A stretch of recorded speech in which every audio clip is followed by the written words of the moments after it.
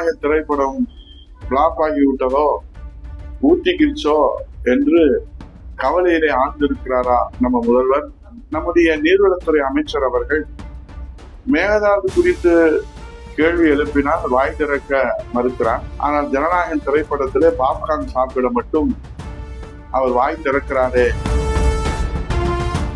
ஊரே போராட்ட களத்தில் இருக்கும் போது தன் சகாக்களுடன் ஜனநாயகன் படத்தை கண்டு கழித்திருக்கிறார் நம்ம முதல்வர் விஜய்.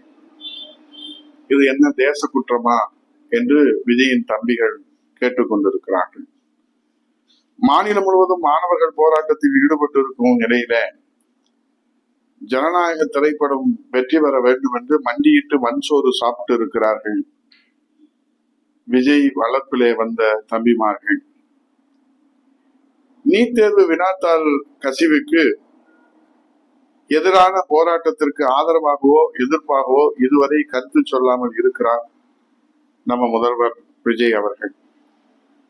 ஒருவேளை ஜனநாயகன் திரைப்படம் இந்த நீட் போராட்டத்தினாலே ஊத்திக்கிடுச்சோ பிளாப் ஆயிடுச்சோ என்கிற கவலையில இருக்கிறாரோ என்னவோ நம்ம முதல்வர் விஜய் அவர்கள். 2 நாளா தலைமைச் செயலகத்திற்கு வரவில்லை. இனி எப்ப முதல்வர் தலைமைச் செயலகம் வருவார்? தாவேக அரசின் நிலைப்பாட்டை உறுதிபட தெரிவிப்பார் என்பது பொறுத்திருந்துதான் பார்க்க வேண்டும்.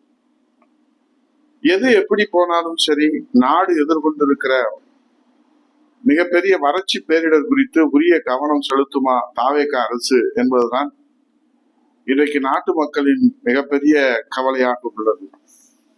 ஏனென்று சொன்னால் தமிழக அணைகளின் நீர் இருப்பு வேகமாக குறைகிறது. பல ஆண்டுகளுக்கு பின்பு மிகப்பெரிய கடுமையான வறட்சியை சந்திக்க போகிறது தமிழகம். பாசன ஏரிகளிலே 3483 ஏரிகள் ஏற்கனவே வறண்டு போய்விட்டன.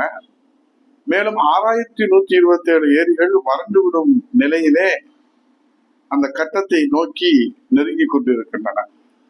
மழை குறைந்ததால் தமிழகத்தில் கடுமையான வறட்சி ஏற்படும் அபாயம் உருவாகி உள்ளது. இந்த நிலையிலே தான் நம்முடைய நீர்வளத்துறை அமைச்சர் அவர்கள் மேகதாது குறித்து கேள்வி எழுப்பினால் வாய் திறக்க மறுக்கிறார். காவிரியிலே தண்ணீர் திறந்து விடவில்லை ஜூலை மாதத்திற்கான உச்ச நீதிமன்ற தீர்ப்பின் அடிப்படையிலே என்று கேள்வி கேட்டார், வாய் திறக்க மறுக்கிறார். ஆனால் ஜனநாயகன் திரைப்படத்திலே பாப்கார்ன் சாப்பிட மட்டும் அவர் வாய் திறக்கிறாரே என்கிற நிலையைத்தான் நாம் தமிழகம் பார்த்து கொண்டிருக்கிறது. ஆகவே நம்ம முதல்வர் தான் இது குறித்து வாய் திறக்க மறுத்தாலும் நீர்வளத்துறை அமைச்சர் புஷியாவது இதற்காக வாய் திறந்து தமிழ்நாட்டு மக்களுக்காக என்ன நடவடிக்கைகள் தாவேக அரசு எடுத்திருக்கிறது என்று சொன்னால், இந்த வறட்சி அபாய நோக்கி சென்று கொண்டிருக்கிற தமிழகத்திற்கு ஒரு பாதுகாப்பு அரணாக தாவேக அரசினுடைய நடவடிக்கைகள் அமையுமா என்பதை பொறுத்திருந்துதான் நாம் பார்க்க வேண்டும். மொத்தத்திலே ஜனநாயக திரைப்படம் பிளாப் ஆகிவிட்டதோ, ஊத்திக்கிச்சோ என்று கவலையிலே ஆழ்ந்திருக்கிறாரா நம்ம முதல்வர்? கவலையிலிருந்து வெளியே வருவதற்கு தமிழ்நாட்டு மக்கள் என்னதான் செய்ய முடியும் தெரியவில்லையே. விஜயின் தம்பிமார்கள் மண்டியிட்டு மண்சோறு சாப்பிட்டு பார்த்தார்கள், தீர்வுதான் கிடைக்கவில்லையே. நாம் என்னதான் செய்ய முடியும்?